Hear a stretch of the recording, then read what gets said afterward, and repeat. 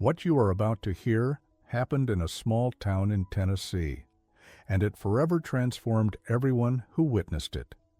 At the door of a century-old church, an abandoned sick and dying dog did something so extraordinary that no one could explain it. He did not ask for food. He did not ask for shelter. He simply prostrated himself in silence before the image of the Virgin Mary. Some called it instinct, others coincidence. But for those who were there, it was a sign from heaven. This is the story of Max, the dog who learned to pray. And then the impossible happened. And perhaps as you listen to this story, you too will discover that the greatest miracles come from the most unexpected places. Before we continue, I want to ask you a sincere question. Are you ready to answer Mary's call for your life? If your answer is yes, comment, "I'm ready." And don't forget to subscribe to the channel because here, miracles happen every day. It was a rainy September morning. The clock showed just after 6 when Sarah Mitchell, a 68-year-old retired nurse, left her home with her worn umbrella. Every day at the same hour, she walked to the small church in the heart of town to say her prayers. But that morning, something different awaited her. On the church's doorstep, drenched by the rain, lay a dog, a skinny stray, his fur dull, his body trembling. His eyes were half closed, yet in them remained an expression impossible to forget, deep pain mixed with a silent plea. Sarah approached slowly. "My heart broke at that moment," she recalled years later. It was as if that animal had lost everything, and had only found the church as his last refuge. The dog barely had the strength to lift his head. When Sarah knelt and stretched out her hand, he let out a faint sigh, rested his snout on her palm, and remained still, as if he had finally found rest. In that moment, Sarah made a decision. She would not let him die alone at that door. Without thinking twice, she lifted the animal in her arms. Even fragile, he seemed an impossible weight, as though he carried all the sadness of the world. And under the relentless rain, she crossed the square toward the town's veterinary office, that of Dr. James Thompson. There would begin the battle for Max's life. Dr. James Thompson's office was only a few blocks from the church. Sarah arrived soaked, carrying the dog in her arms. The veterinarian, with more than 30 years of experience, needed only a few seconds to realize the seriousness of the situation. Max, as Sarah decided to name him, was in critical condition. Severe malnutrition, infection spread throughout his body, profound dehydration. To be honest, Dr. Thompson admitted later, "I didn't believe he would survive the first night. It was one of the worst cases of abandonment I had ever seen." Sarah heard the diagnosis in silence. The doctor's words sounded like a sentence. But in her heart, something burned strongly, a certainty that the dog had not stopped at the church door by chance. "I won't give up on him," she replied firmly. "As long as there is a breath of life, I will fight by his side." And so began an exhausting routine, almost impossible for someone her age. Every 2 hours, Sarah got up to feed him small portions, prepared medications according to the veterinarian's instructions, cleaned his wounds, warmed his fragile body with heated cloths, and above all, prayed for him. The nights were long. Many times Max breathed so slowly it seemed he would not survive until morning. Sarah would then kneel by the small improvised bed and say in a low voice, "Lord, if this is your purpose, then help me care for this creature until the end. But if there is still hope, give him strength to live." And little by little, against all predictions, Max began to respond. First a slight movement of his ear when he heard Sarah's voice. Then a more attentive gaze, as if recognizing the presence that never abandoned him. And then, on an autumn afternoon, he managed to take his first steps inside the house. Sarah cried that day as she had not cried since losing her husband, because she knew that moment marked not just the recovery of a dog, but the beginning of something greater, something no one imagined. On the third week of care, when Max was already able to walk more steadily, Sarah noticed something that left her intrigued. Every morning, always at 6 a.m., the dog left his little bed, walked slowly to the church door, and sat there staring intently. At first she thought it was just curiosity, but there was something in that gaze, something deep, as if Max knew there was a mystery calling him. One morning, Sarah decided to open the church door and see what would happen. Max walked in slowly, ignoring the people in prayer, ignoring the wooden pews and the central table. His steps had a clear destination. He went straight to the altar, where for more than 100 years stood the image of the Virgin Mary. There, before the mother of Jesus, Max did something everyone remembers to this day. He lay down flat on his belly, stretched both front paws forward, lowered his head until it touched the ground, and remained still. It was as if he had prostrated himself in prayer. The women of the congregation, accustomed to seeing that altar silent on cold mornings, covered their mouths in astonishment. Mary Rodriguez, responsible for cleaning the church, testified, "I saw it with my own eyes. He wasn't just lying down. He was praying, just like we do before the Blessed Mother." Minutes passed, then half an hour, and Max stayed there in complete serenity, as if in deep contemplation. Father William Murphy, who was leading the prayer that day, was left speechless. Later, when he tried to describe it, he said, "I have seen people doubt. I have seen people come in here without faith.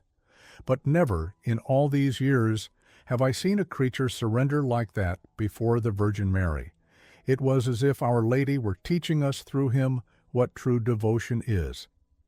At that moment, Sarah understood. Max had not found the church door by chance.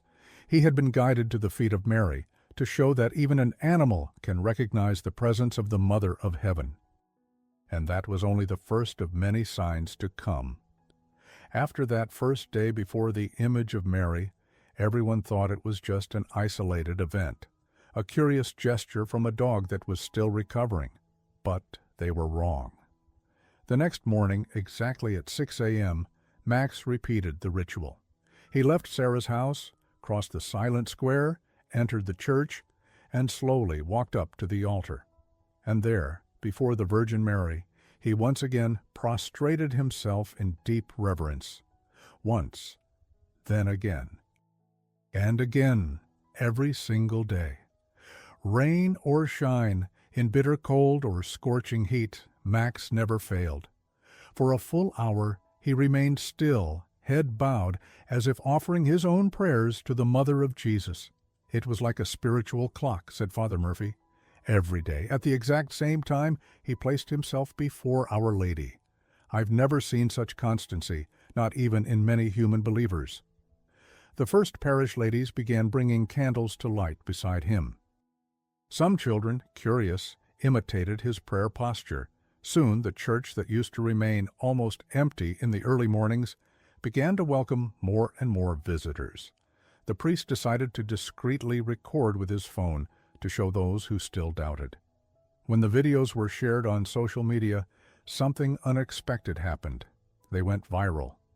Within just a few weeks, people from nearby towns were traveling hours just to see, with their own eyes, the dog who prayed before Mary. Caravans began arriving. Entire families entered the church in silence, awed by the serenity of the animal before the altar. And the more people came, the clearer it became. Max did not get distracted. He did not move. He did not fidget. He remained completely surrendered, as if his heart was speaking to the Blessed Mother in a way human words could not express. Sarah, moved, often repeated the same phrase to those who asked, "It's not just Max who is praying. It is Our Lady calling us back through him."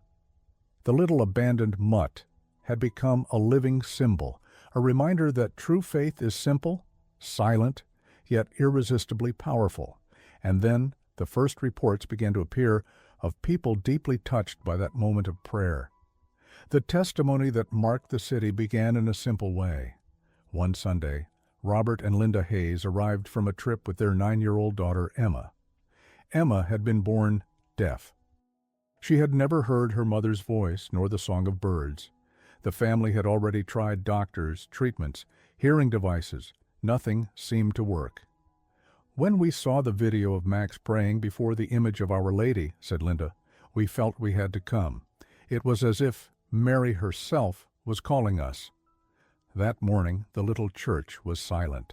The candles flickered before the altar, and Max was already prostrated, as he always did, before the image of the Virgin Mary. Emma watched attentively. She approached, knelt beside the dog, and imitating him, she also lowered her head. The next day she returned. She did the same thing, sat near Max, picked up the little stones, and kept gazing at the face of Mary. Again, complete silence. But there was something different. For the first time in a long while, her parents saw peace in their daughter's eyes. On the third visit, there was no need to insist. It was Emma who asked to return.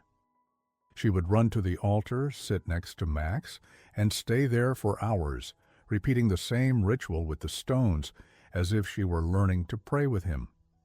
"It was as if Mary were slowly preparing her heart," said the mother. "It was all gentle, discreet. But each day my daughter came back home different." Just as Max had taught the community to kneel in silence, now he was also teaching little Emma to remain before Mary day after day until the right moment arrived. Until one winter morning something changed. While everyone prayed in silence, a small accident occurred. One of the stones slipped from Emma's hand and struck the marble floor with a sharp sound. The girl instinctively raised her head. Her eyes widened, as if she had perceived something. It was not a word. It was not a clear sound. But for the first time it seemed her ears had captured something new. Linda, the mother, later recounted with tears, "She looked at me as she had never looked before. She didn't need to say anything.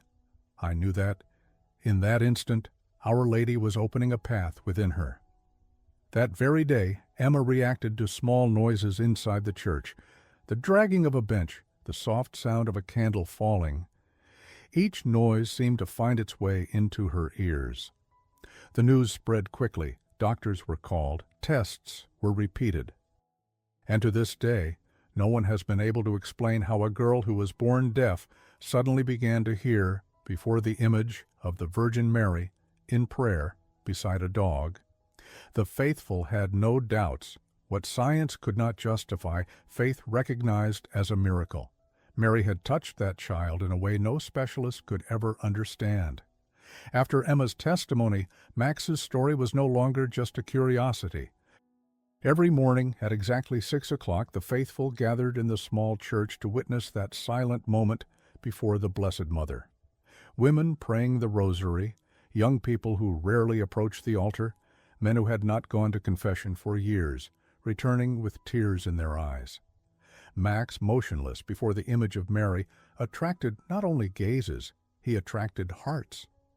"He did not preach with words," said Father Murphy, "but his posture reminded us that Our Lady continues calling her children closer to God." The news quickly spread beyond the limits of the city. Caravans began to arrive, candles multiplied before the altar, and testimonies of received graces spread everywhere. A shopkeeper summarized the feeling of awe.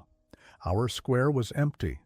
Now, since Max began his ritual, the city breathes faith again. This is not tourism. It is pilgrimage." As the years went by, Max never failed to fulfill his routine. Every day, at 6 in the morning, he crossed the silent square and prostrated himself before the Virgin Mary. Neither cold nor rain, nor the weariness of age ever stopped him. For the people, the answer was always clear. Mary chose the unlikely to rekindle the faith of a generation that no longer believed in miracles. Sarah, the woman who rescued him, always said, "Max is not the miracle. The miracle is Mary, who calls us every day through him. An abandoned animal that found before the mother of Jesus an eternal purpose. The story of Max is a living reminder that miracles have not ended. They happen every day, when we open our hearts to the love of the Blessed Mother. Now tell me, what happened with Max? Was it a miracle, an instinct, or a sign you needed to see today? Share your opinion in the comments. Leave a like if this story strengthened your faith. Subscribe to the channel so you don't miss the next miracles, and may the Virgin Mary bless your path.